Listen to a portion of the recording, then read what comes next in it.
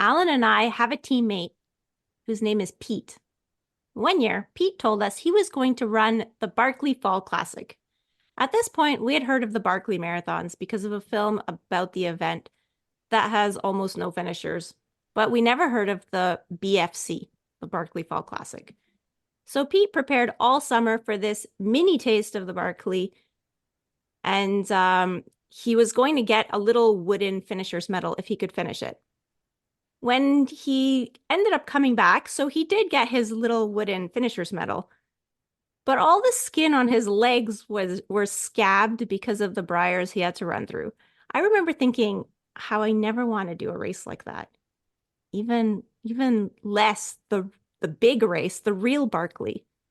Well, our guest today had the opposite reaction after he traveled from the other side of the world to a remote location in Tennessee to be a spectator for the full Barkley.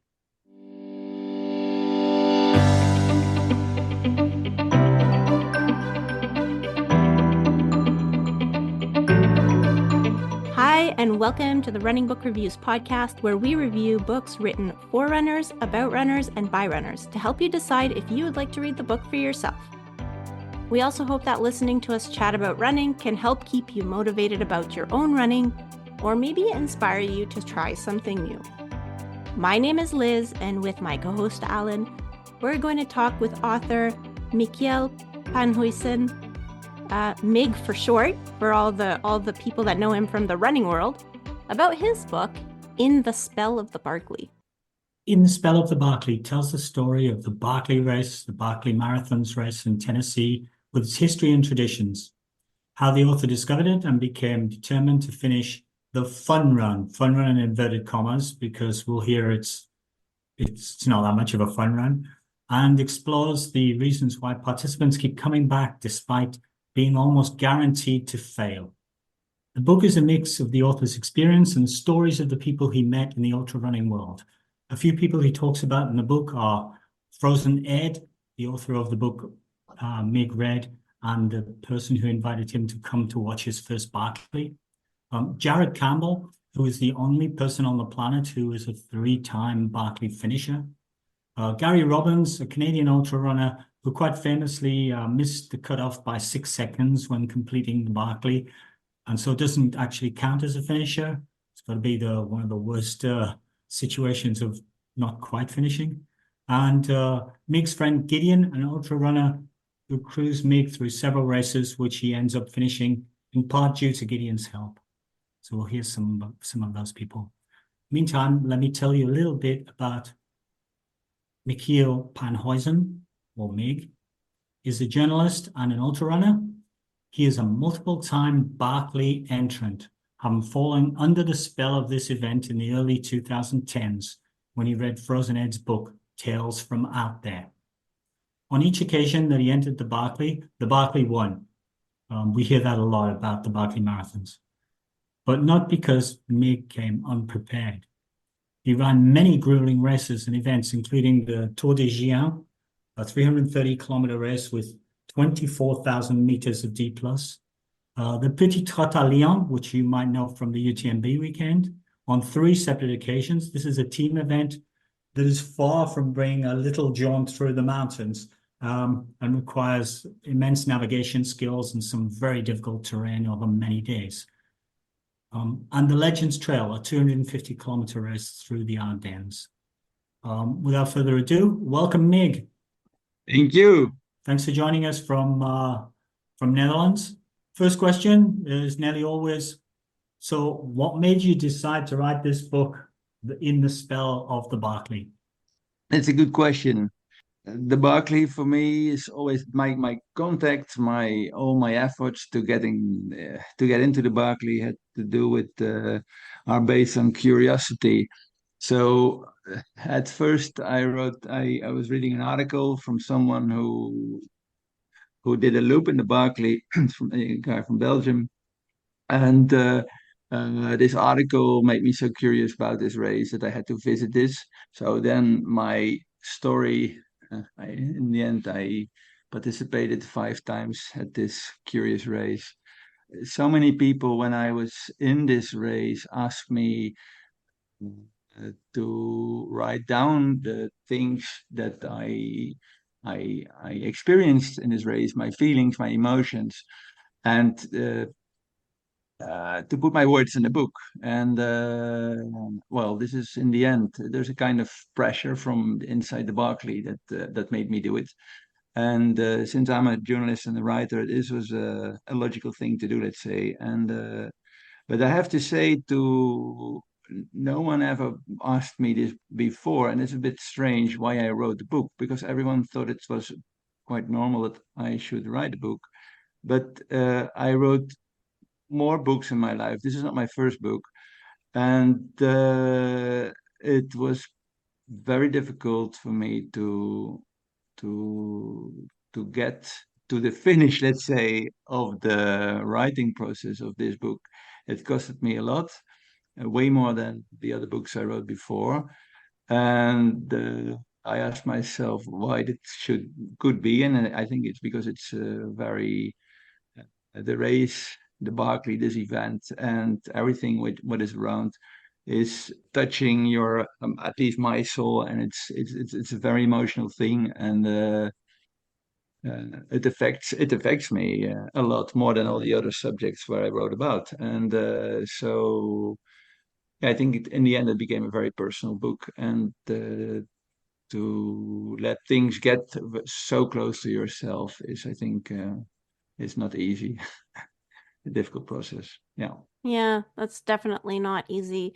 It actually sounds a little bit like an analogy to the Barkley itself because, you had a hard time getting to the end of this book, but you also had a hard time getting to the end of the Barkley. For people that don't know what the Barkley is, can you describe it?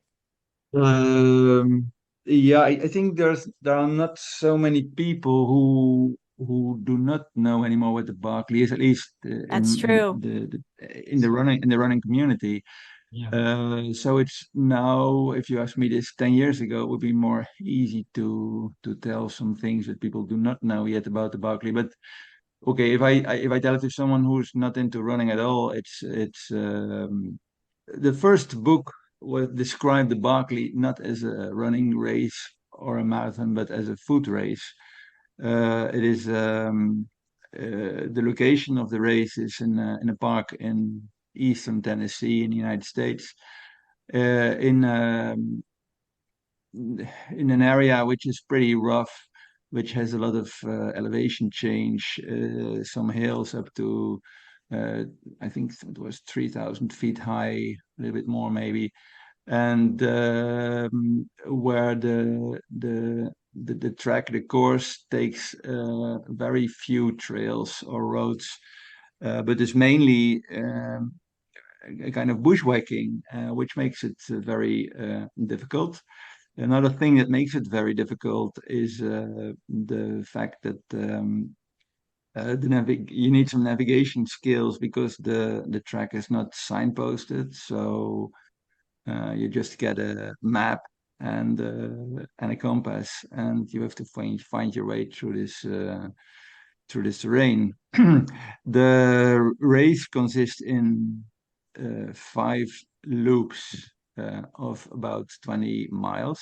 So it's a 100-mile race officially, but it's approximately because you cannot. It's difficult to define 100% sure how long the 20 miles, let's say, the loop is.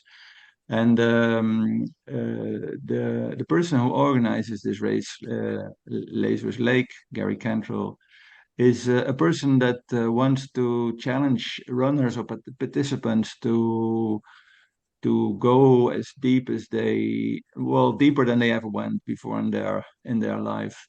And the purpose of the race is to make it as difficult as possible, to be it like a challenge to humanity to see how deep people can go. So the main purpose is not to get a finisher in a very good time, but is to sharpen, let's say, humanity to get ready to well, to do this, to accomplish this challenge. So whenever there is a finisher in the race, and there's not so many finishers, the race is adjusted a little bit, and in order to make it a little bit more difficult, to let it still be a challenge for humanity, let's say, for the next generation, to like to try to tackle it anyway. In order to do so, the race director Les has some particular, how you say, he has a particular approach of this race. So in most races or marathons or ultras or shorter running races, the runners are kind of supported by the organization to make it as smooth as possible, and to find your way to the finish, to have an extended website, to like to give a lot of information, to Hmm. give recommendations how to do, what jackets to wear, what shoes to wear, whatever, how your training should be. And in this race, this all these things is completely the opposite. So there's no website, there is no well-defined track. There is not the starting time, for example, that you know the starting time just 6 minutes before the start of the race, so 1 hour before the race. So you have to be there in this period that is indicated. So let's say the several days that the organization says to you that no, the way you should be, and well. So the race is really designed to make it as difficult as possible, let's say, for everyone, and this makes it yeah, people react different on this. Some people say that are not participating find it very cruel or sarcastic or sadistic even to let people run this race. But if you check it, if you go back to the aim, to the philosophy of the organizer, to the race director, it's just all so set up that it's most difficult race possible. And maybe there are races that are more difficult, but it's a very, very difficult race. And mainly the race is mainly so difficult because the time limits, you get 60 hours to finish the 100 miles, which is, if you compare it to other 100 miles, is a lot of time. So it's Hmm. it's the like relaxed time limits. But I did races which are two times as far as, say, 200-mile races. The time limits from these races were better. Let's say not 60 hours, two times 60 hours. So, but let's say they were like 150 hours. So, Hmm. and this is more appropriate to this kind of races. Let's say so. If it would be like 80 hours or 90 hours time limit for this race, yes, it would be doable. And I think it's not doable, but you have more chance, let's say, to get there than in the 60 hours, which is a pretty fast. It's a pretty fast time. Let's say if your goal is to make a 3 hour marathon, then yeah, then you can compare it, let's say, to a really fast time on a very challenging ultra race. Yeah, yeah. So this is more or less the spirit of the Barkley. Yeah, I was just gonna ask. So I know like he makes it challenging on different levels, but so for example, for the navigation, so you're not allowed to have any GPS watch, or you're not allowed to have No, like a phone or anything like that. But how no, does not even a watch. yeah, how does Laz control that? Does he collect everybody's phones at the start of the period of time when they have to be there, or No, how does no, he? Or it's a no, no, no. Of trust? course, of course. Yeah, yeah. I mean, yeah. He's not a police officer. He's not a police officer. It's a race director. So yeah, of course, you can I don't know, there maybe if you are smart you can just also the way to control the race if you did the book pages, let's say that you have to take from the books that you find on the track. Of course there are ways to cheat, and this is not the spirit, let's say, of this race. And Okay. um, I think there's also a lifetime ban if you do so. Hmm. If you would be, If you'd be caught, which I guess it's easy to catch somebody yeah, doing. but it's also it's more than this. It's like you just don't do this. I mean, this is a Barkley. If you make Yeah, yourself really a ridiculous person if you do it. So like yeah. yeah. If you're interested in coming for the ultimate challenge, you don't then give yourself uh, some cheat sheets or uh, Hmm. Yeah. yeah. It's kind of contraindicated for people who would want to look at trying to do this thing. You mentioned books. Um, this is books is the interesting way that Laz has for making sure that everybody completes the whole circuit. Yeah. So you have to Actually, go around and tear out a page of a book. How does that work?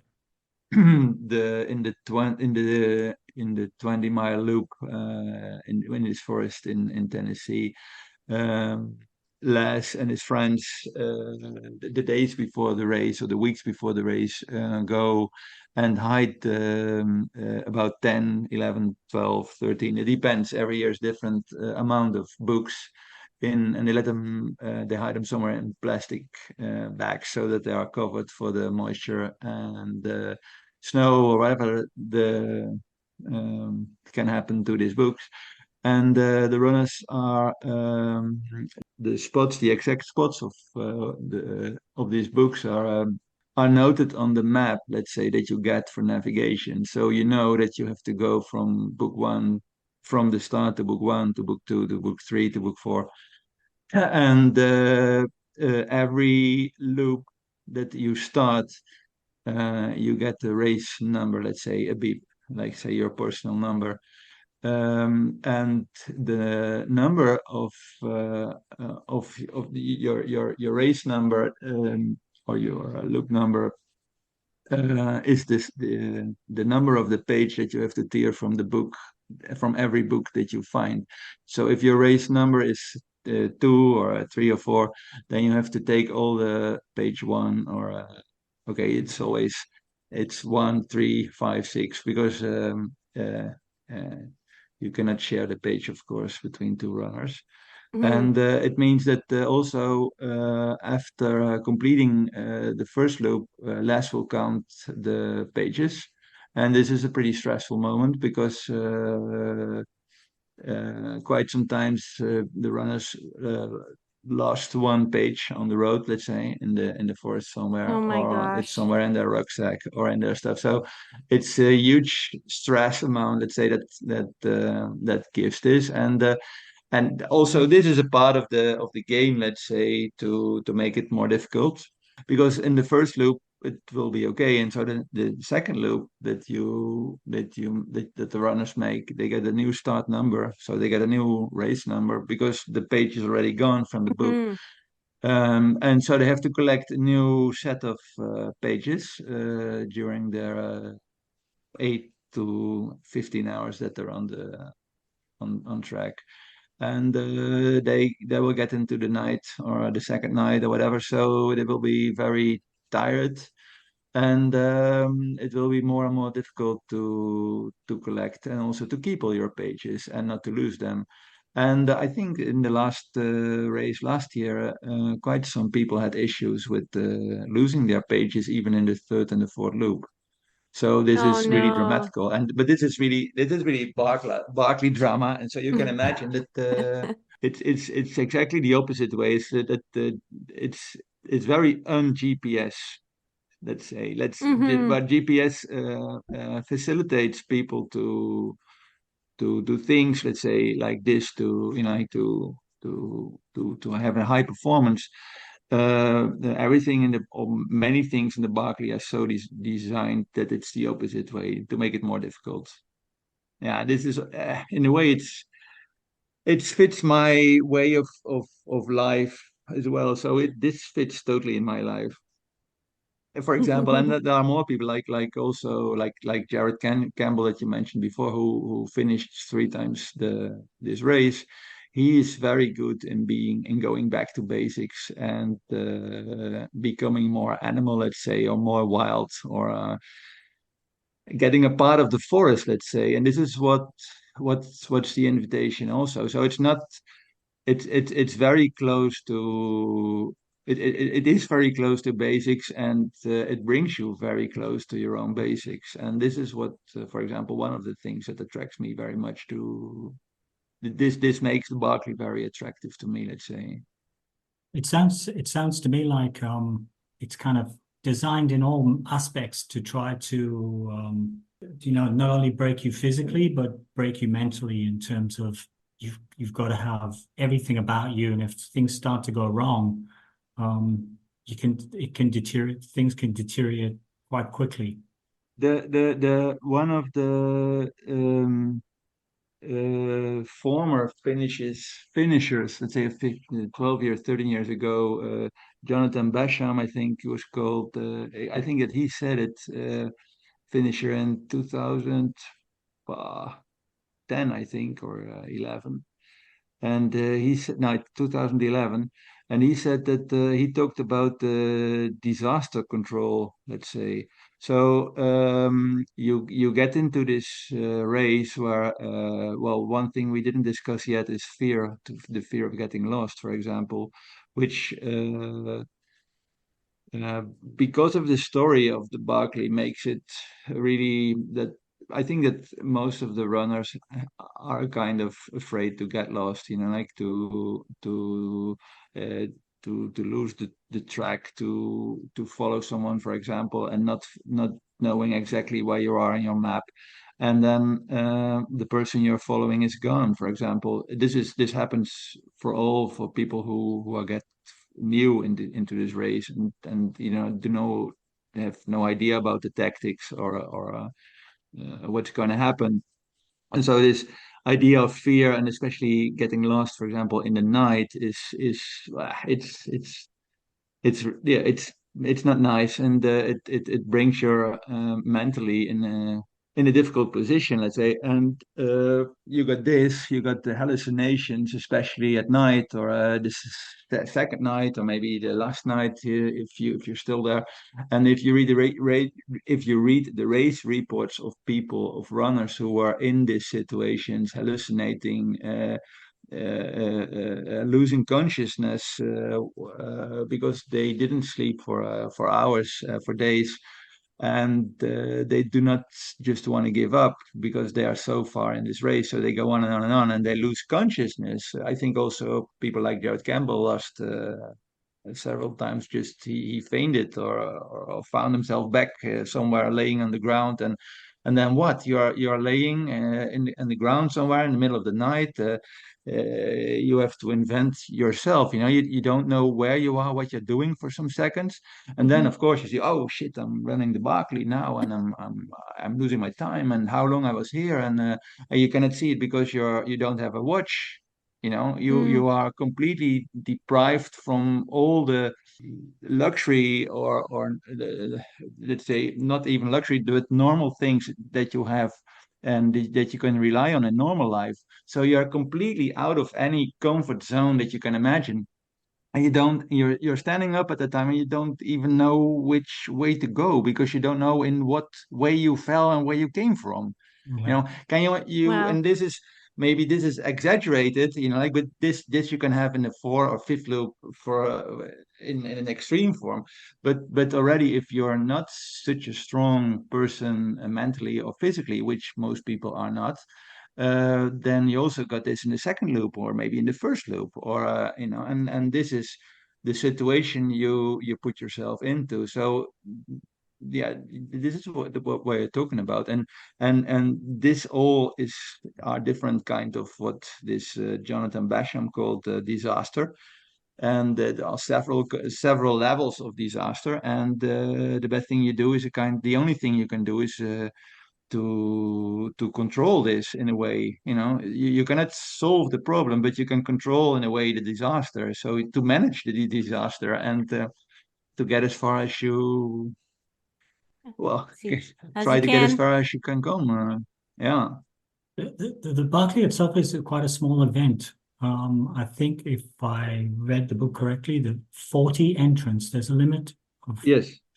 40 entrants. And I guess Yes. because they need to keep it small because it's in Tennessee National Park area, so Yeah. they have Yeah. to Yeah. respect the Yeah. regulations.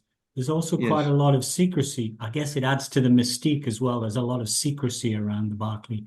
You say there's no website, but actually nobody knows the start date. Nobody knows how to No. enter. You can't go to the website and fill in a form and No. give your credit card details. It just doesn't work like that. No. It's No. No. nobody really knows. So we hear about people having to write. I think in the Netflix film, Jared Campbell says it's the first time I've had to write an essay to try to explain why I wanted to come to run the race to get an entry. But Yeah. we don't really know the details of how to do that. Is this all part of the sort of fun aspect, or is it just trying to keep the event as small as possible? Yeah, it has more functions. It, like you said, there are the regulations of the park, and especially in the United States, it is. I don't know how it's in Canada. In Canada, in Europe, it will be maybe easier in some areas, especially in the south of Europe, where there are not such strong regulations to protect parks or natural places. So it's yes, it's protection one time. So to try to avoid people going in big quantities to be there, just to they cannot allow 300 people there in the park. It's way too much. Another thing, what you said is the myth, the story, the flavor, let's say, the taste of the Barkley, and it gives us the style, let's say, the story you put yourself into. And another thing is also the I think that you didn't mention is the mental part of it, because all these ads, let's say, and put you mentally in this state, or a little bit even it's all kind of details that you don't know the starting time. The fear is a kind of how you say, it's given sugar, let's say, like it makes it Mm. bigger than it maybe should be. So it all adds up to make it, let's say, more difficult. So this mental part, this is also pretty important in all the details of this race that can be organized. Let's say, so all the organizable parts of this race, this mental aspect plays in smaller or bigger extents a role. Did you have to be careful when you were writing the book, not to put too many details in, and kind of the danger being you could erase a little bit of the mystique? I know Yeah. many things are known now, but were there some things that you know that you didn't put in the book? Yeah, of course. Yeah, I cannot. I'm restricted. For example, it's also very interesting. I just got a letter of a runner from Tennessee, from Knoxville, so close to the park, let's say. And it was a very emotional message that he sent me, and he had listened to the book, let's say, that I wrote, and he said, "Okay, I have to get in contact with this guy." And he really told me all his personal, and it was a pretty sad story, and his motivation to go and run the Barkley.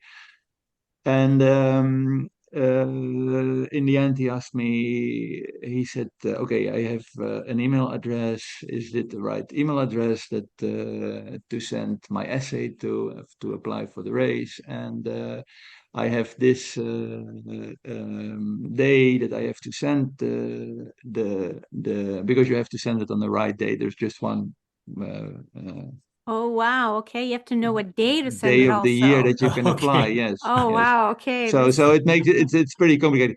And he said, okay, I have this day. Is this the right day? You only have to say yes, yes, please, or help me a little Yes. bit. Yeah. And I said, my answer was more or less that okay, I was really his personal message was really it was pretty emotional for me. It was Okay. hard to keep the secret. No, yeah, I mean, this is not the first time that people ask me for the secret, of course, after all these years. But everyone who asks me has the right, let's say, to his personal answer why I cannot answer him, let's say, or give Hmm. him the details. And for this person, part of the answer was also that in his story, the next step to take in his life is, in my opinion, is not to run the Barkley. Okay, this can be after, but is to be there for his family and who Mm. needs him and his children and his father who needs him. And is not, but this is my opinion, so he decides for Yeah. Hmm. himself. But is not to run a race like this. But okay, it will come. And I also said to him that the Barkley will come to you as time is there. So we people, humans, are thinking to have control of about over nature, about over everything, about the world, and but some things like the Barkley are not controllable, let's say. So you do not choose the Barkley chooses you, and so when time comes, the Barkley will be there for him. And I said this is to him. I think also if I never got such answer in my life about my questions that I had on the Barclay. So I had my own way to search, and it went in a different way 15 years ago. But yeah, I think this is part of the beauty of the Barclay. You can't always get what you want, so it's not so easy as to ask a question and to get your answer. Yeah. Yeah. There's another saying in English as well, which is be careful what you wish for, because Yeah. you may get what you wish for and then you may regret it. Um, Yeah. Yes. Yeah. Yeah. I notice when you get your acceptance to the Barclay, you get a letter of Regret, I think. like condolence or Hmm. commiseration or Yeah. Yeah. something. Yeah. We are very sorry to let you Yeah. know that you have been accepted. With our deepest regret, we Yes. inform you something Hmm. something like this. Maybe we should move on to your own personal situation, your personal experience with the Barclay. We've been talking in general about the race. What brought you to the? I don't think you were an ultra runner to begin with. You sort of gradually got into that way. How did you first come to meet this event? Yeah, maybe this is what we just said, that the Barclay chooses you and you do not choose the Barclay. So for me, it was, I think that my attention got caught by an article from this runner from Belgium that participated in the race, and it was such a strange, bizarre story that had not so much to do with running, let's say at the time, but it was all about running, and it just touched me somewhere. And maybe some of the words just convinced me to take it, to do it, to go there, to get it, to. I had to see it. I had to experience this. I had to be there. And I just got this in my life several times, and always when this happened to me so far, I just money is not the problem anymore. Pain is not the problem anymore. Not possible is not the problem anymore. Um, You always find a way. another language, another code starts and gets in and is so strong, and yeah, it just makes you buy a ticket to go and visit. Because I read this article of this person, and then like I was I found the book of Frozen at the one of the first people well, one of the very old, how you say, the honored members of the Barkley, and the first one to run the fun run, let's say, what's considered to be now the fun run. After reading his book, I got so enthusiastic, let's say, about this. Then I knew for sure that now I just have to, I have to take a next step, but I didn't know what step. And so first step was to try to find out the telephone number of Frozen Ed, of Ed. And I contacted him. I just called him, and something bizarre happened. Let's say this energy exploded between us, and he said the race is in 3 weeks. So he just set me the date of the when it was that year, and just come over. And I said, yeah, but you're in the United States, I'm in the Netherlands, and I've got some work to do. And Mm-hmm. I had all kind of excuses not to go. After the phone call, I was so confused and I didn't know what to do. And there was no work anyway to do anymore because I couldn't focus on anything else than buying a ticket, let's say. And I just, the next step I made was just going there and just buying a ticket. And I will see someone, there is an energy stronger than I am. I have to go there. And so I went there as a visitor, not as a runner, as a visitor. Yeah, I just have a question about timing as well. So because you like I think from what I understood from the book, you started running in 2009 for weight loss.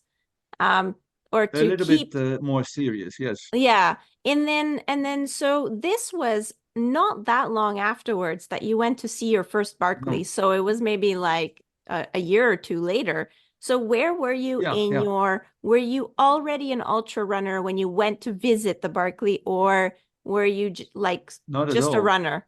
Okay. I maybe I ran 20 miles before in my life is the longest distance when I came to the Barclay.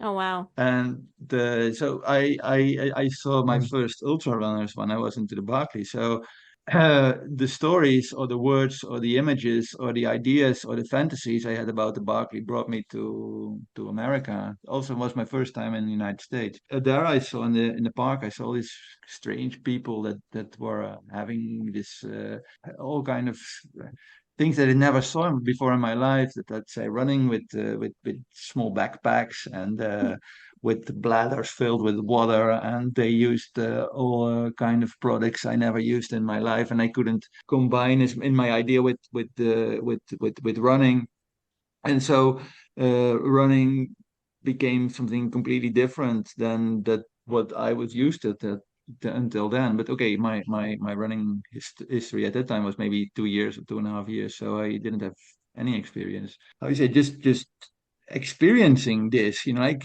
seeing this, trying to understand, trying to feel it, and I understood that there was something there which was called ultra, and I didn't know what ultra really meant. So I thought it had something to do with distance. So it must be very long distance. So of course I knew Hmm. that it was like more than a marathon distance. Of course, this part of the meaning of ultra I understood, but what for the rest, what it meant, I had no clue. I didn't see this at all.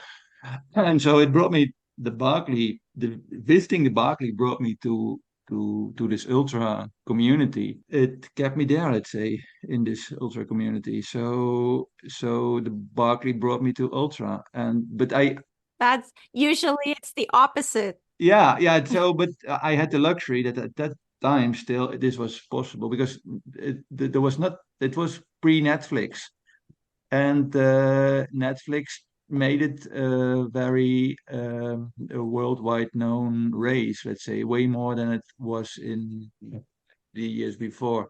And Hmm. so for me, it was way easier to get there, and I was a curiosity there because I was this Dutch guy coming there, and they had some other Europeans before, but they were all like strange animals that are running around, and Les also really loved these strange runners from abroad, and yeah, this was a different relation than now with this guy. So I was really lucky, let's say, to be there at the right time, at the right place. It all fitted well, let's say, at the time. And so when I came back after this race, I was so flabbergasted, so under the in the Spell of the Barkley, let's say. This is the title of my book. Hmm. And there it started. So there I started to push my miles, my kilometers, and to try to do races which were longer. And I never did a marathon at that time because marathon was like something completely different. So I went to do ultras. So after this Oh, 30-kilometer wow. races, I went to 50 or 60-kilometer races, and then it was because the marathon didn't have a meaning for me. Mhm. It was I had to be there to in maybe like in the future to maybe to participate in the Barkley. This was something I decided, and then I went to my first Barkley, and this is also well described in my book. At least I think I described it well. Is that the Barkley brought me to this ultra thing, and then as a training for the Barkley, I also started after my first Barkley uh, to prepare for the second Barkley. I started to run ultras, but real ultras in Europe. Mhm. Let's say real Europe, like 120, 140, 150 long 100 milers in the Pyrenees, in Italy, in Spain, in Andorra, in the Alps, in France, in Switzerland, and I saw this as a training for the Barkley. Yeah, it sounds like you picked the hardest ones. You picked all the hard races to train for the Barkley. So, Yeah.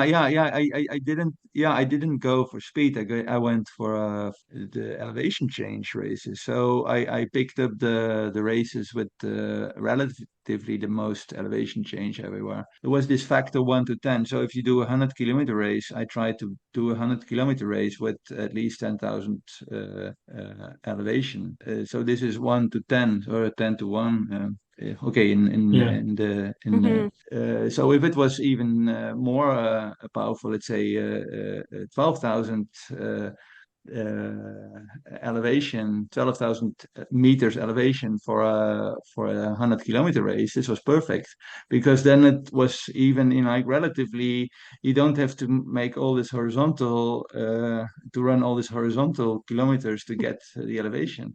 So it's That's one it's way to like look it's just at a it. waste of time. It's just a waste of time to do all this horizontal distance. You want to go up and down, and I would much rather do the vertical kilometers. you're getting a totally different mindset. So you're viewing the steeper it is, oh, the more convenient it is. I don't Yeah, have to cover the distance. yeah.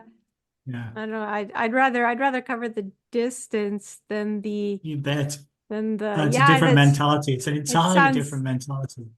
I mean, because some of those races, they sound really hard. Like there were like you were climbing like cliffs, it sounded like in some of them. Like the Yeah, terrain was not necessarily all nice and packed no, and and well no. groomed. But this is the ultra races, the organizations that do it. So also the character of the races is a little bit different in the United States, for example, in America, also in Canada, and in Europe. Okay, there are races in Europe, and it was like 5 or 6 or 7 years ago that organizers, some organizers, tried to make very we call it technical races, and the technical issues problems were mostly like this very steep and huge quantity of elevation, and also what they call via ferrata in Italy, which are I don't know if you got them in America as well, but like steep, not it's climbs, it's between rock climbing Yeah, they have like Oh, place and place hiking. ropes or Yeah, place ropes and metal cables and handholds. Yeah, yes, and all this. And I participated in some races also PTL, this one of the UTMB, and they just had some real Via Ferratas in the race. So after 200 kilometers of running, hiking, whatever you do, then you get this 1,000 meter climb, let's say, which oh is my. vertical. So if it also can happen at night, let's say. So you do it with your torch, and yeah, this And is getting pretty extreme, and for me it was very interesting, let's say, to do this. you have a Yeah. friend who comes up in the book a lot named Gideon. Did you meet him? Yes. Did Yes. you know him already before you started all this ultra Yeah. running and or did you meet him through ultra running? And it sounds like No. he's kind of a special character.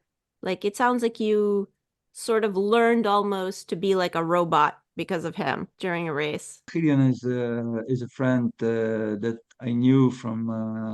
I was in my pre-running period. I was rock climber, mountaineer mainly, and he is from this, let's say, different type of from these kind of sports.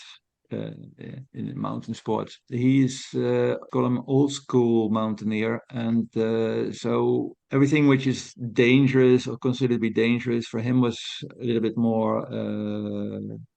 He didn't do it because it was dangerous, but he didn't see the danger as much as others saw the danger. Let's call it in like in this way, and he just wanted to do also to go to limits, and but he never expressed it like this, so it's his inner thing, so he would never admit that he's doing extreme things. It's just he thinks it's normal in because he was so non-expressive in the period that social media became more and more important, and where your exposure and your story online, Facebook or the other social media after, became more and more important. He was just ignoring all this, and also not talking about his races, or what he did at the climbing or skiing, backcountry skiing. Or for me, this was very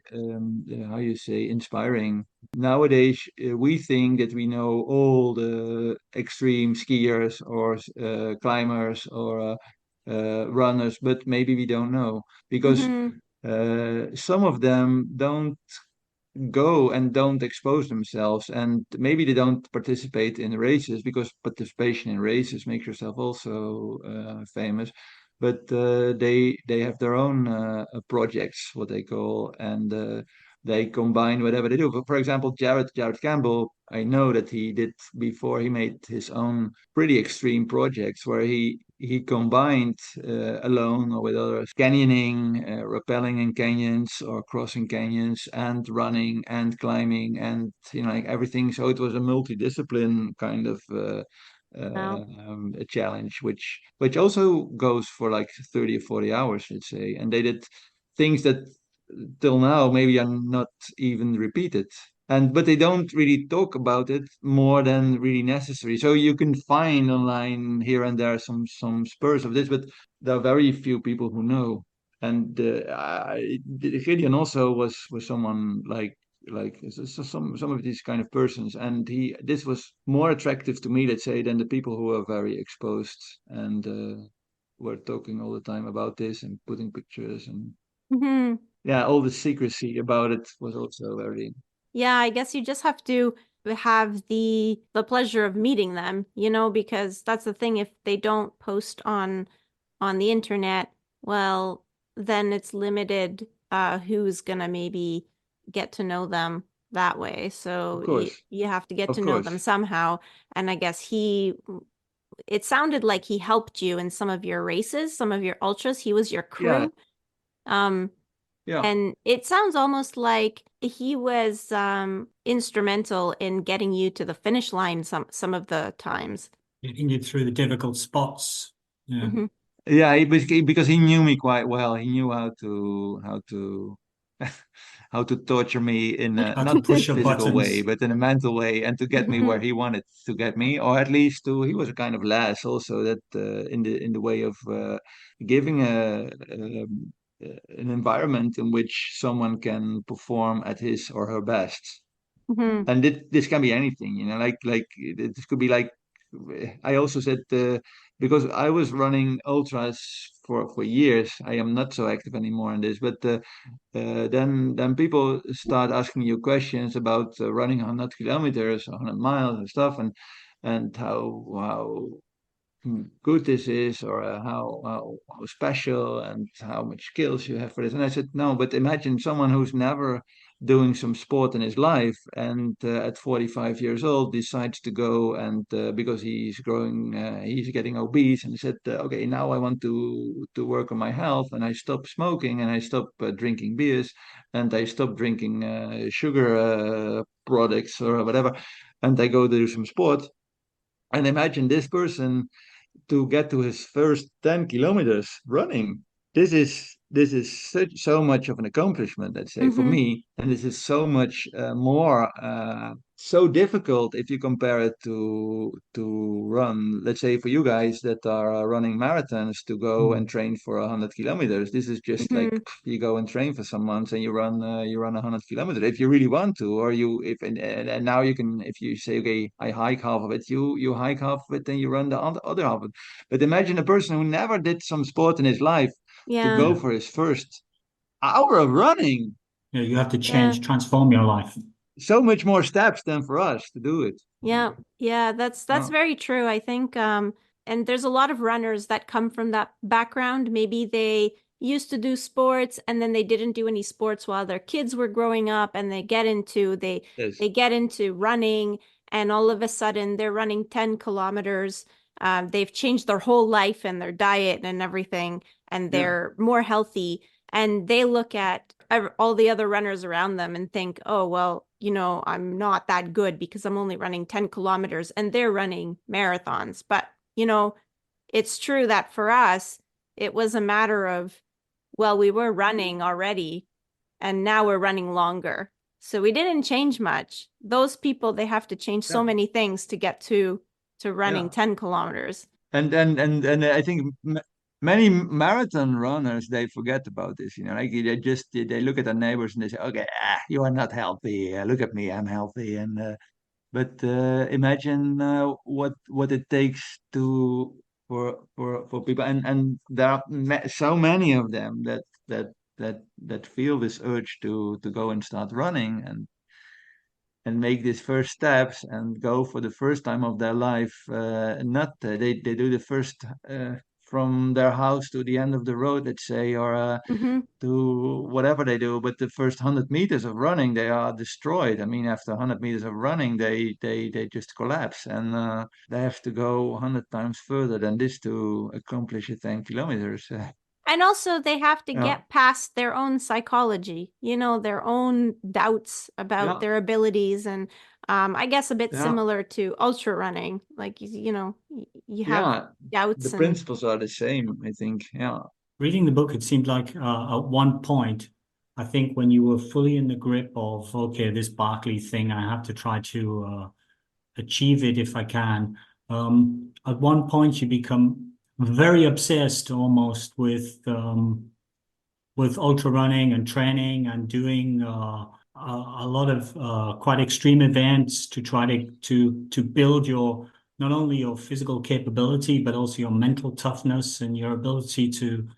We haven't talked about nutrition and sleep strategies and things like that. But at one stage in the book, you seem almost your whole life is absorbed by trying to work out how to optimize your situation to have the very best chance at the Barkley. Did you become obsessive?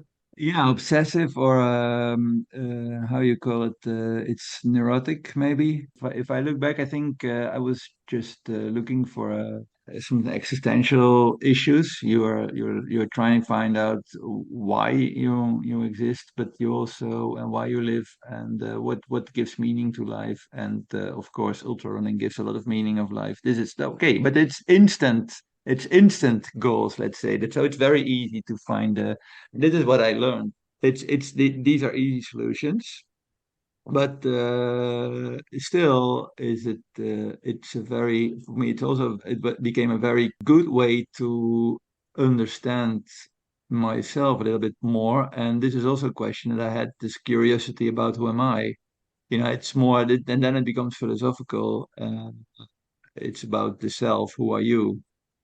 if you make a decision, and like this comes by this is very interesting. I was very interested in the DNFs that did not finish of people, and also Mm. myself.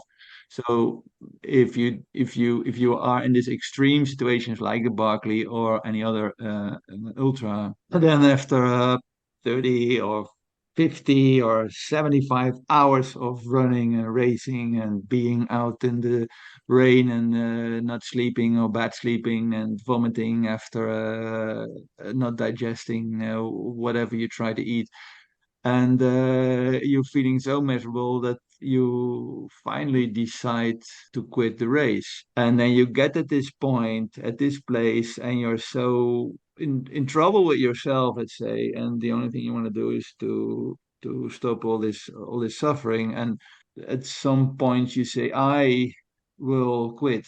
So you use these kind of words, I will quit, I will stop this race. And then someone convinces you, like Gideon in the example, to just Hmm. to wait 5 more minutes, or just go and lay down on the ground, could even be a concrete floor, or sometimes I lay down in the mud or in the forest in pouring rain, and I just took a 5 or 10 minutes nap, or I tried just to drink a sip of whatever I had to drink, and ask myself again, like, what do I do? I quit or not? And then I just stopped thinking mostly, or made a decision or not, but doesn't matter. But in the end, you see yourself starting moving again, and walking, hiking, running, scrambling, whatever you do, moving.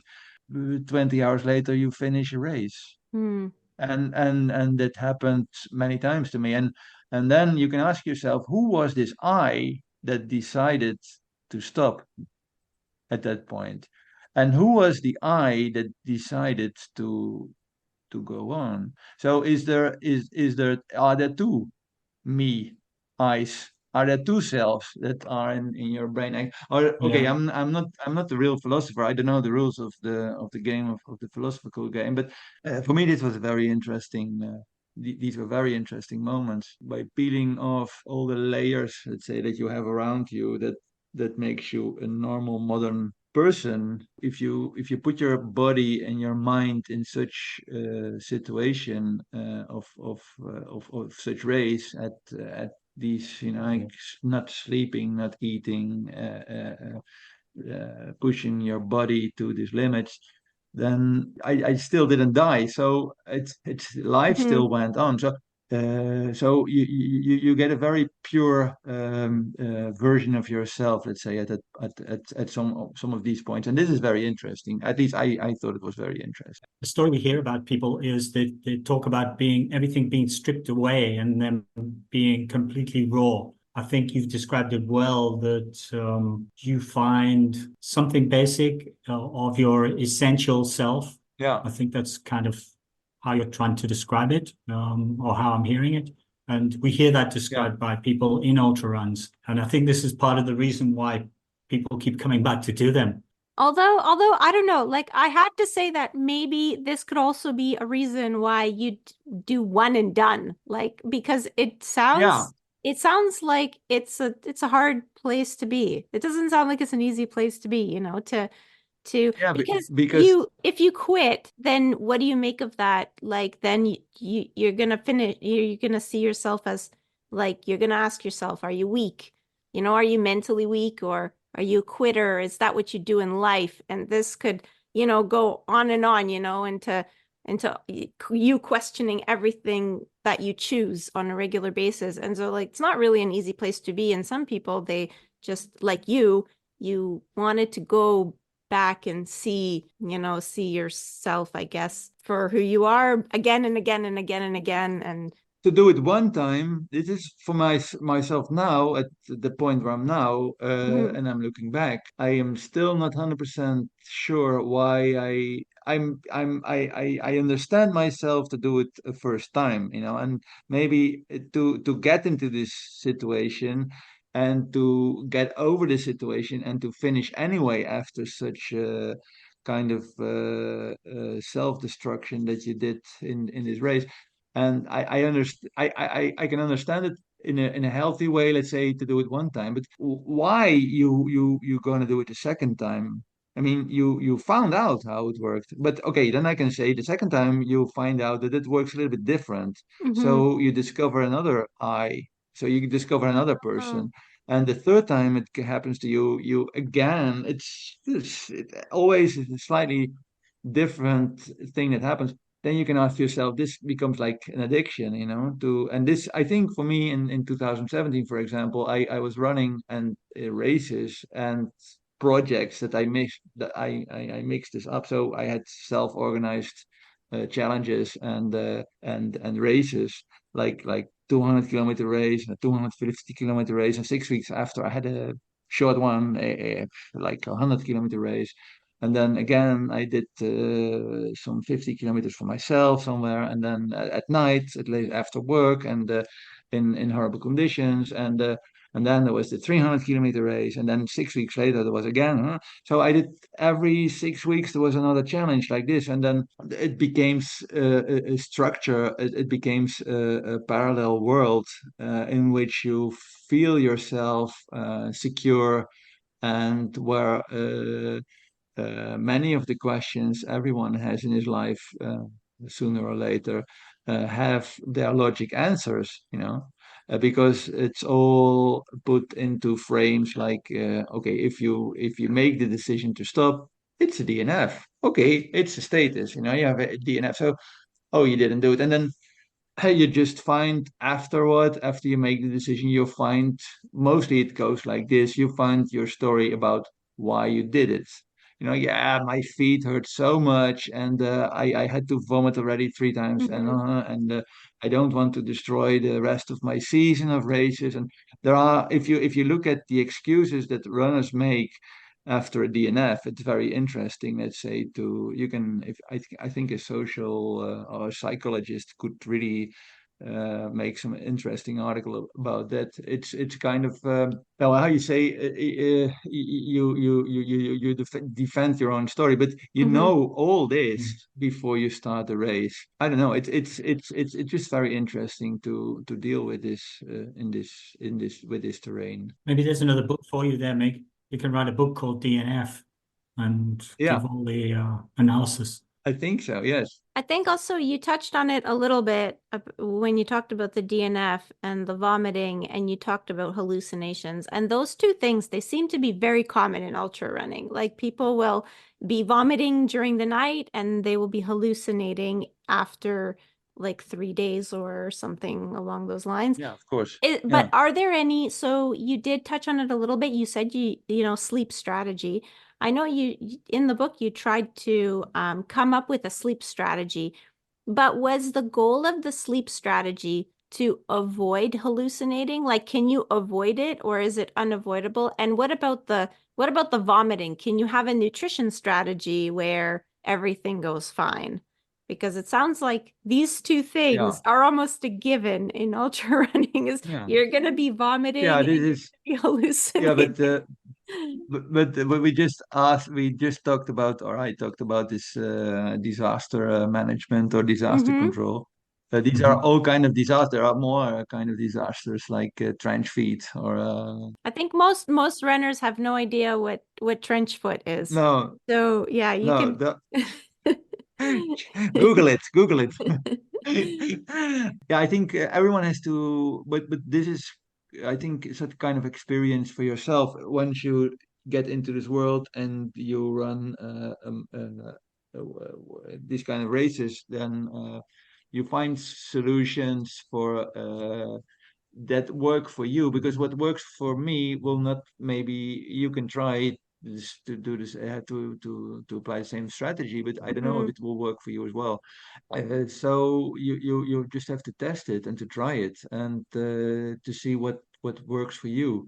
First, I said always that, okay, I try to sleep as only in when it's really needed. Like when I really fall down, then okay, then I stay on the ground and I sleep. But if I'm not so sleepy. If I'm just very tired, then I will not sleep because I lose time, or I was not so fast. Mm-hmm. So I needed this time to move on. So I took for granted that I had quite some hallucinations all the time. But then I discussed also with persons like Gideon, which with together we discussed a lot of these issues, and we just said, but maybe it's better not because you're very slow if you're hallucinating, because Mm-hmm. you're motorical, you're not so good. You fall down way more times because you don't see stones on the ground, or roots of trees or whatever, and so you're not so stable. And your thinking or your brain is also getting down your speed because it's bringing you everywhere. So you better not hallucinate. It's way more Mm-hmm. efficient for the running. So we thought, okay, let's try to avoid these hallucinations. And this for okay, for me it was to hallucinate. The strategy for me to avoid these hallucinations, or you always have some small little hallucinations, but to make it a bit controllable, was to manageable, was to when it started, like when this hallucination started for me, I just said, okay, now it's starting. I have to go and just go to a place where I can close my eyes for 2 or 3 minutes. And sometimes I just made the instant decision to, okay, hallucination, stop now. And 5 seconds later, I was laying down on the trail, just where I Okay. was. I just stopped, lay down, put on some warm jacket or whatever, and lay on the ground and fell asleep. But since you are laying on the ground and you only got the rain jacket on, after 2 or 3 minutes, your body becomes cold and you wake up from the cold. Okay. In this very short moment, you unstressed, for example, all the systems of your body, because you just fell asleep for a minute, 2 minutes, and it makes your a kind of, yeah, it gives your body kind of reset. And so it means that for the next hour or so, or 2 hours maybe, or 3 or 4, you will not have any hallucinations. So it worked for me in this way. Mm-hmm. And so it was not like this micro siestas or power naps or whatever you call it.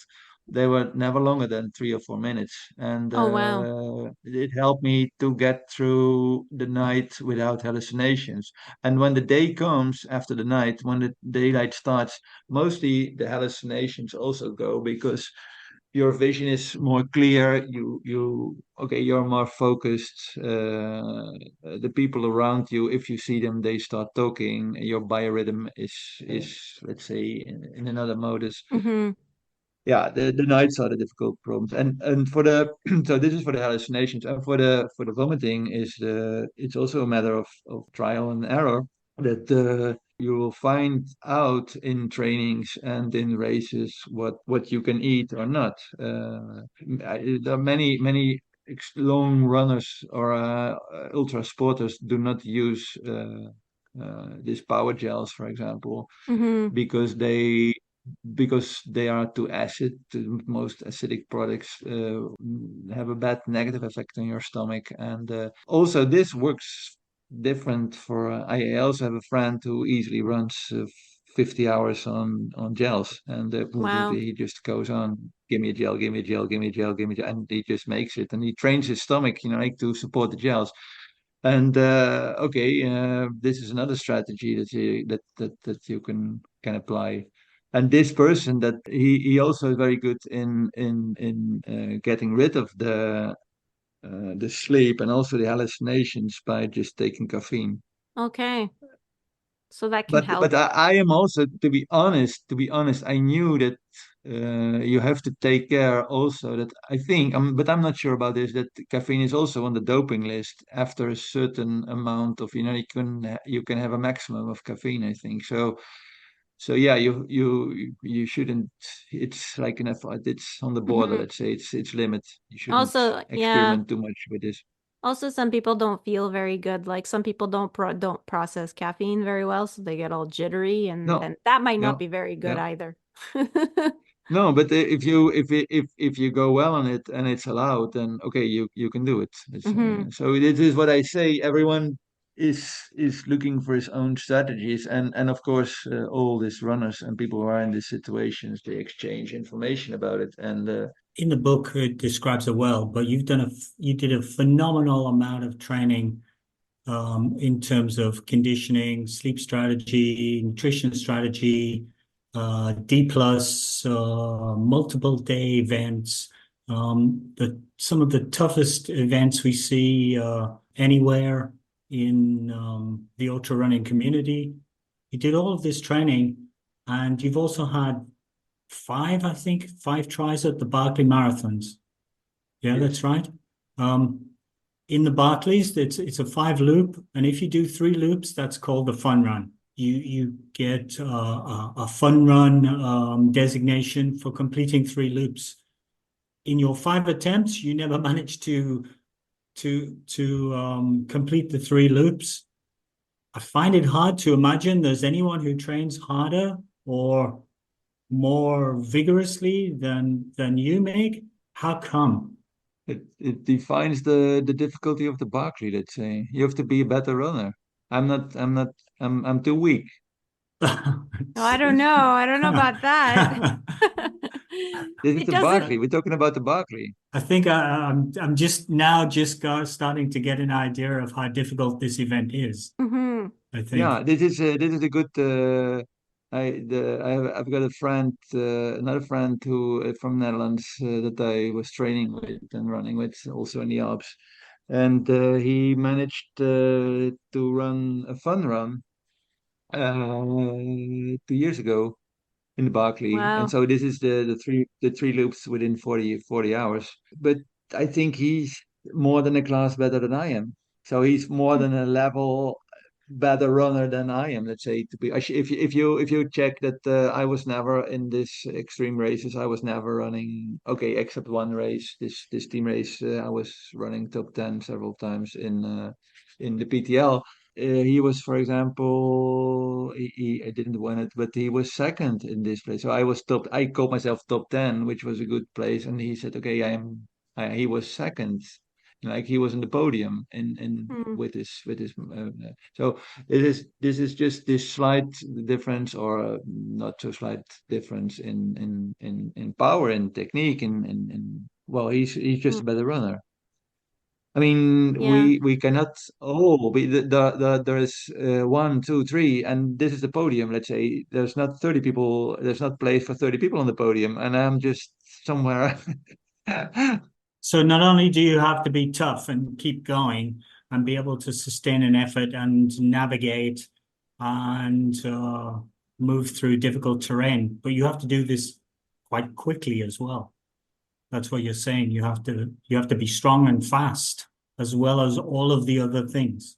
Yeah, yeah, and it's also good to have a good some in for the Barkley, but it's not 100% a navigation a challenge. But if you're very familiar with map reading and navigating in wild terrain with map and compass, yes, that it helps. And everyone can do the first loop with map and compass, but it's very difficult to do the third loop, let's say, because Hmm. you're a day and a half on the road, let's say, at that time, and then still being able to understand what all these crazy lines on your map mean to you, and to be able to make a good compass bearing. Yeah. This helps, let's say. But this is Hmm. only, I think, for the people. Many people discussed it. This is not a running race because you need a compass and a map, but this is not. No, I don't agree with this. This is also what Les said. This is it's not the row gaining. It's not Orienteering. orienteering race. Hmm. This is a running race. You still have to be Okay. fast or somewhat fast. Out of your five efforts, do you have any particular one that you did where you thought that perhaps, oh, if I had done something slightly different, or if I'd been slightly differently prepared, I maybe could have made the fun run? Do you have one in particular that you think maybe you could have achieved more? Oh yeah, of course. Let's say that I estimated always to average spend 15 hours a week training. Hmm. So it's about, let's say, 2 hours average a day training. And this was, let's say, what I called power training. So going with some extra weights, doing hill repeats, for example, to train your legs and muscles and stuff, and doing intervals and doing some speed training and some longer trainings and like all this. If you have all this training activity, if this was for me about 15 and maybe sometimes more to 20 hours average, let's say over a longer period. And if you double this to 40 hours, this will help you. But if you have the time to train 40 hours a week, it means that you're almost a professional Mm. or you are professional. I mean, this is the time that you Yeah. spend on work. Let's say so. So Yeah. it's a time of how far do you want to go? It becomes so big part of your life, let's say. And I think for average marathon runner, this is beyond what you want, can, or even if you want it, you cannot do it. Where you get your money from. I mean, you have Hmm. to organize this, and also I think this is the time I want to spend, and it can take this part of my life and not more. And Yeah. for others, they make another decision in this, and they say, okay, I go with. For me, it can take like 30 hours or 40 hours or maybe 50 hours. I'm crazy. I'm 60 hours per week. I don't mind. I can go. I can do this for half a year or whatever to prepare myself for such things. And then of course, then performance, your outcome can be better than my. But also, I started when I was with. I'm started with the Barkley when I was about 42 years old. It's old, let's say, to do it. If you are like 32 years old or 25 or 26, then yeah, that physically you're just stronger. You can push your body to, and also for training you can maybe mentally it's different, but also I think you can train yourselves well also mentally, also if you're young, Hmm. to go beyond this, like to crush your own limits of physically borders, whatever, So mental borders. on that note, do you think you'll ever try it again? Will you ever run the Barkley again? I made a kind of decision in 2019 when I participated in my last Barclay, to because it's we talked about it. There's only 40 participants that can have this experience, and so many people are waiting for their slot, Hmm. to get into, to see it, to experience it. That I just made the kind of moral decision to I tried it 5 times, and it's so I'm so grateful, let's say, for this opportunity that I got to do this. And okay, my performance was not pretty, maybe disappointing. Like you said, I never even managed to make it to the fun run. I think this should be trainable Hmm. for someone like me, like to do in my time, but it didn't happen. So okay, then after 5 times, what do you want more? 6 times, 7 times, 8 times? I mean, Although even the fun run, it sounds from your book like there are not many people that finish the fun run each year.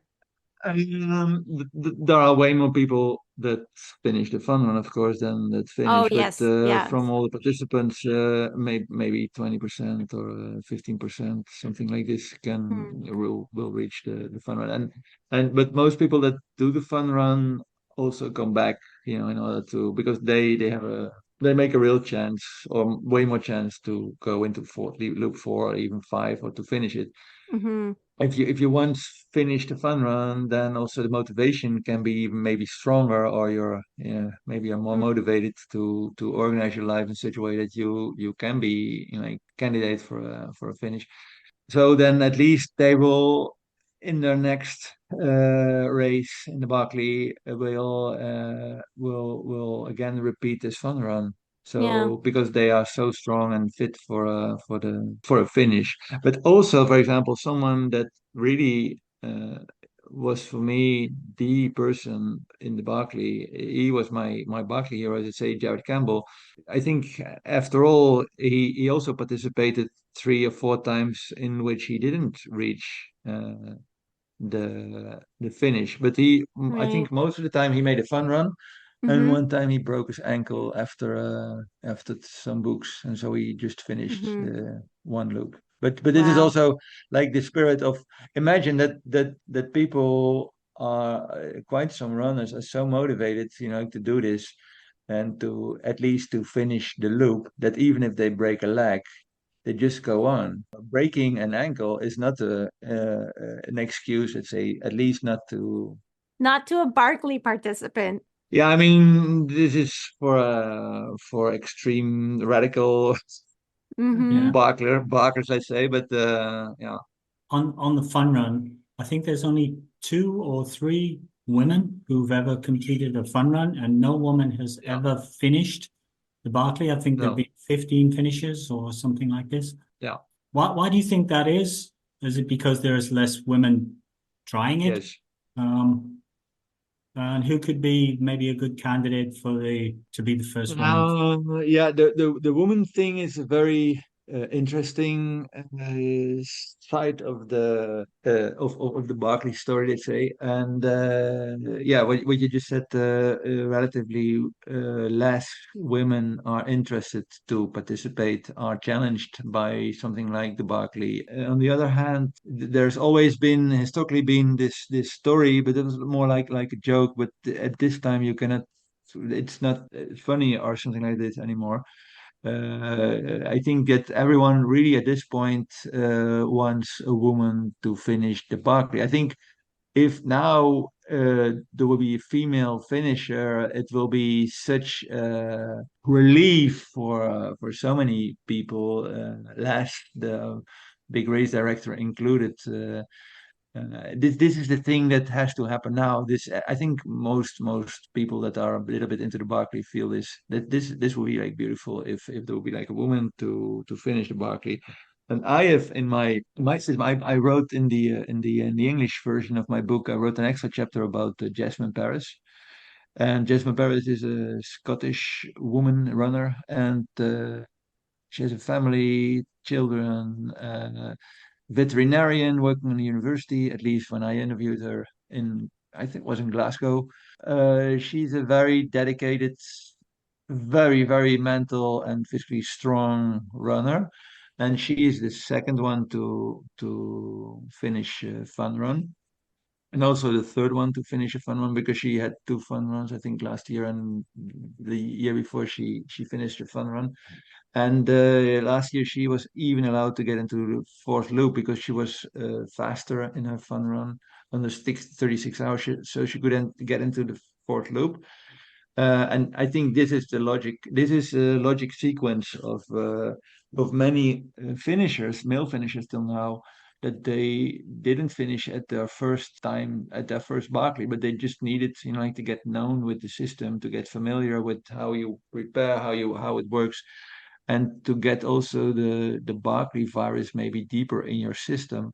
And now for Jasmine, I think it's about time to finish this Yeah. race. Yes, to tackle it. And if it's not, I don't know if she participate this year, but if it's not this year, it will be like next year or in 2 years. So she gets a little bit of time still, and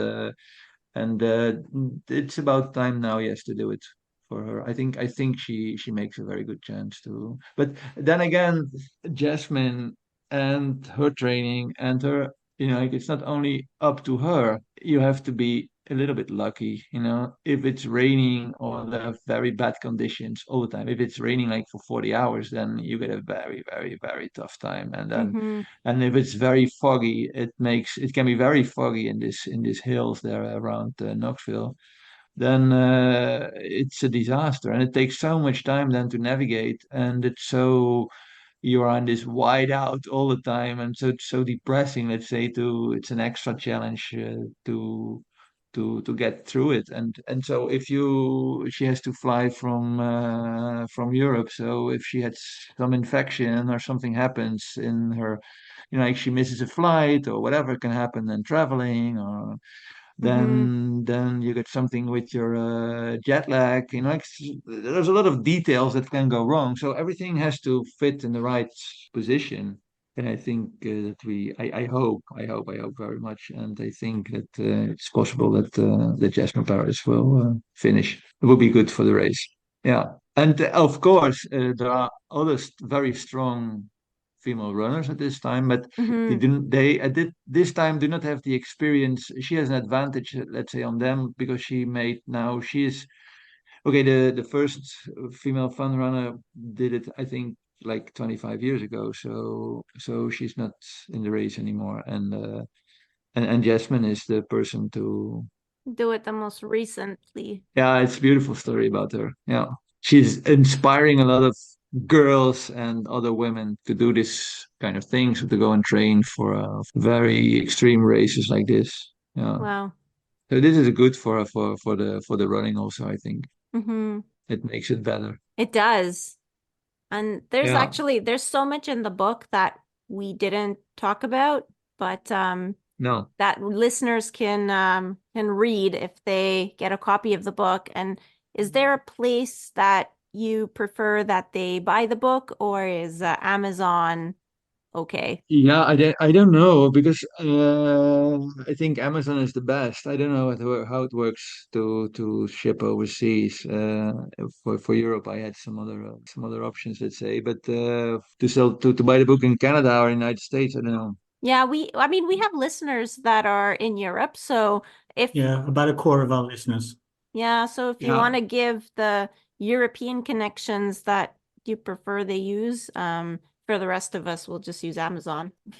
they can try to find it also in their bookstores. I hope. Yeah, I would check out if it's in the bookstore that you go to normally, and Yeah. then just try to get it there. Yeah, And yeah. if people want to follow you, Mick, in terms of seeing what you're up to, I'm a little bit of an old school guy also. I also like the myth, and I'm not very Oh, you're okay, I'm not. not if they want to you follow you you, they can have find to write an essay and yeah, yeah, so get this the would date be I would be correct. very pleased. And No, but if you like people like this, what I just said, this runner from Knoxville that sent me this very long message by messenger, even it was, and that was a very very long personal message.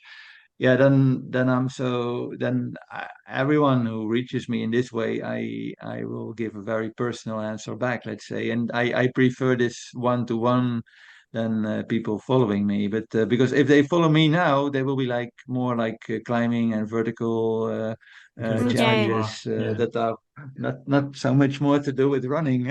Okay, so if Okay, great. they yeah, if they manage to write you an email, which means they Oh yeah, but this is not so found you difficult. somewhere. Oh, okay, it's not difficult. Okay, Yeah, perfect. yeah, Then you'll answer. Well, that's fair. That's okay. yeah, You're allowed yeah, That's to cool.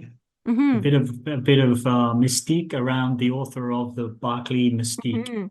That's quite Yeah. nice.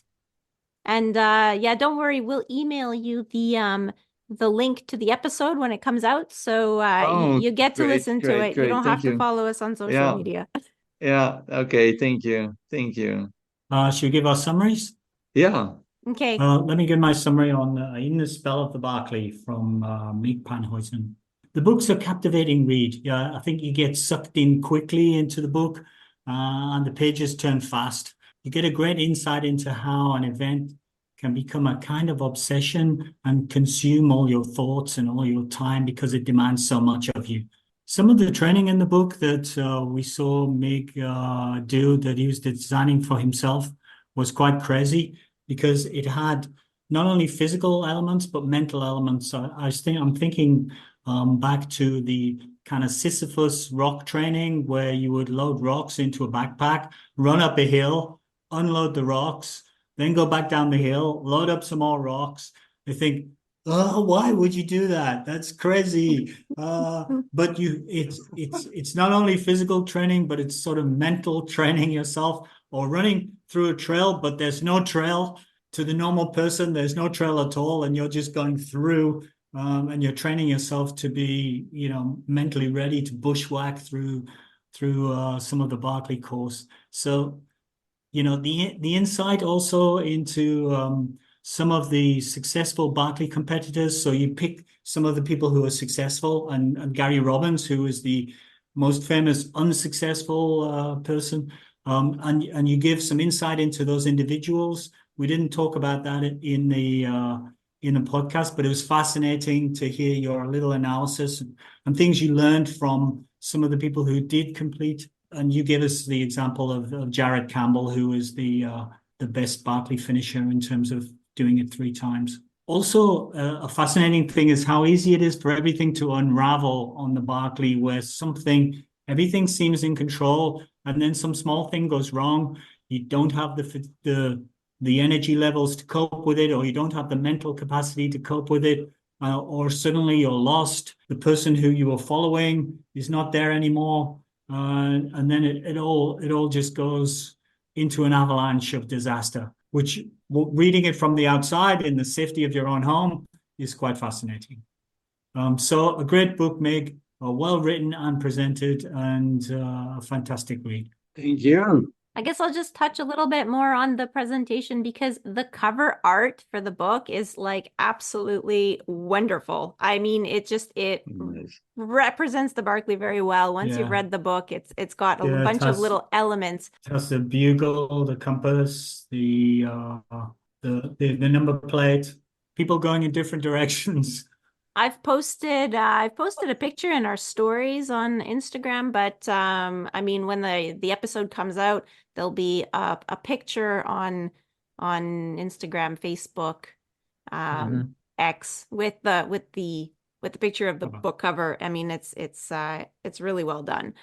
It was interesting to find out more about Laz, because we kind of hear about Laz I remember watching that Netflix special, but you go into great depth about just like there's so many facets to his personality, and you included that he had Andy Payne, who's the winner of the 1928 Bunyan Derby, as his neighbor when he was growing up, which feels like a full circle to us, because we read the race across America. The Race Across America, yeah. And also he appeared in Roger Robinson's book about history of running through time. Yeah. So it was almost like coming full circle. It was like, wow, okay, so I understand now. There's this great finisher of this race all the way across America that ends up, I guess, passing down his love of running to Laz. Young Laz, who's ready to soak up everything, and then he puts on this race. So that was a really interesting little bit of information. It was eye-opening to find out how many different ultra events there are in the world, and that some of them are actually quite dangerous if you're unprepared. Like the Petit Trotte à Léon sounds like you could fall down a cliff at any moment. So it was fascinating to learn about that. I think the book is interesting for people that are already fascinated by the Barkley, but it's also a great read for the rest of us, because it explores the kind of psychology that you need to succeed in extremely long events. It's basic human psychology. It was interesting to read about that. So good job. Yeah, thank you. So outro. Want me to do it? Go ahead. That way you won't get the 1 star. Thank you for listening to another episode of Running Book Reviews. A big thank you to the publisher Bloomsbury for providing us with review copies of the book. And a great big thanks to Mig for spending time with us today and staying up late from the Netherlands to share his passion and enthusiasm and craziness about the Barkley marathons. If you'd like to leave us some feedback about how we can improve our podcast, or you want to suggest a book that you'd like us to review in future episodes, please leave us a comment on social media. We are Running Book Reviews on Facebook and Instagram, and on Twitter we are reviews_running. Please also follow us on social media to find out about new episodes when they are released, or you can just subscribe to the podcast on your favorite streaming platform. If you've been listening to us for a while and you're wondering how you can help us out, here are a couple of ways. If you're enjoying the podcast, spread the word. Tell your friends about our podcast. Send them an episode of Running Book Reviews or share a link with your running partners. Or you can leave us a review on Apple Podcast if this is how you listen to the podcast, or you can rate us on Spotify out of 5 stars. And we won't mention any 1 stars because this is me talking and not this. We're also on a platform called Buy Me a Coffee, where you can go and see a few outtakes and things kind of related to running, some things not really related to running, and a few outtakes of some of our podcasts. You can buy us a coffee if you want, or you don't have to. Just go to Buy Me a Coffee, look under creators for running book reviews, and browse to your content. That's all today from Running Book Reviews. Bye for now. Bye.